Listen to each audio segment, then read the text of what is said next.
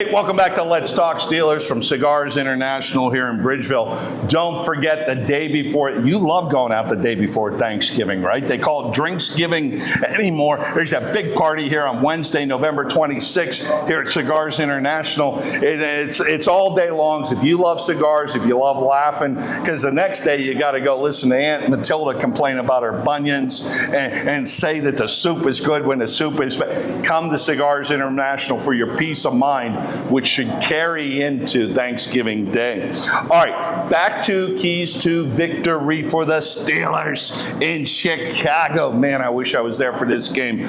Mike, this running game is prolific. It's 8th in the league right now for the Bears. This running game is not an outside game, it's an inside game. They do take it outside.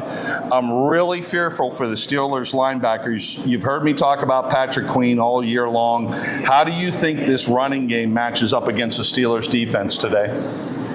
You know, we won't know until we see it in person, but that's what the Bears want to do. They got a solid O-line. They've got DeAndre Swift. They're bringing along Cal Monungai. Of course. And even working DJ Moore. So what they want to do is they want to run the football, because even though Caleb Williams is in year 2, he's still developing. He's also in year 1 with Ben Johnson. So you don't want to put the game completely on him, because if you do, now all of a sudden the Steelers can kind of dial up whatever pressures they want, whatever funky coverages they want, confuse a young quarterback, and then all of a sudden the game can get out of hand. So what you got to do with a team like this, is you want to establish a run, rely on that run, and force teams to come up and stop it. So now you get the one-on-ones with your Rome Odunze or your DJ Moore, and then you get the play action pass with Colston Loveland as well off that. So and then the second Cole Kmet. So they've got 2 good tight ends. They've got 2 good running backs. They've got 2 good receivers. They got a great quarterback and a strong O-line. It's a young team, but you got to make the quarterback uncomfortable, and that's by you guys stopping the run. Well, I think you can make Caleb Williams uncomfortable, predicated on the past couple of weeks. Again, Nick Herbig is having a great season, 6.5 sacks, 1 interception. I love what he brings. There's no fall off missing Highsmith at this point. I really love what they're doing up front. Benton is coming on nicely this year. Where's your number 1 draft choice? I don't know. Mr. Harmon, write a letter home and tell Steelers Nation where you are at this time. Mike, I've been watching our number 1 draft choice. He's been getting in there on plays. You know better than I do the quickness at the next level, and that includes offensive linemen too. They are bigger, and they are faster, and they are stronger. I'm not liking what I'm seeing. He's just too slow coming off the line. But I do like how the front's coming together. TJ Watt, you need to write a letter home too. You need to step up your game in Chicago this week. The secondary, though, has become a pleasant surprise. Jalen Ramsey, one of the best things they did, they recognized his age. He is mean, he is nasty, he's a snot knocker. And for you folks that don't know, that's what you want out of your safeties. When you think safety, think Ronnie Lott, who cut his finger off to play in a Super Bowl. God rest his soul, they call me assassin. Atkinson for the Raiders, the Oakland Raiders, old school, just passed away. Safeties knock people out. Well, and that's what Ramsey brings to the game. Yeah, and the other thing Ramsey will do is he's not going to take any spit off of another receiver. That said spit, not yeah, I know what you said. Yeah, there's getting into people's heads. You can only imagine how I played the game. I was running my mouth constantly to find that pressure point on you. We see it all the time between wide receivers, defensive backs all the time.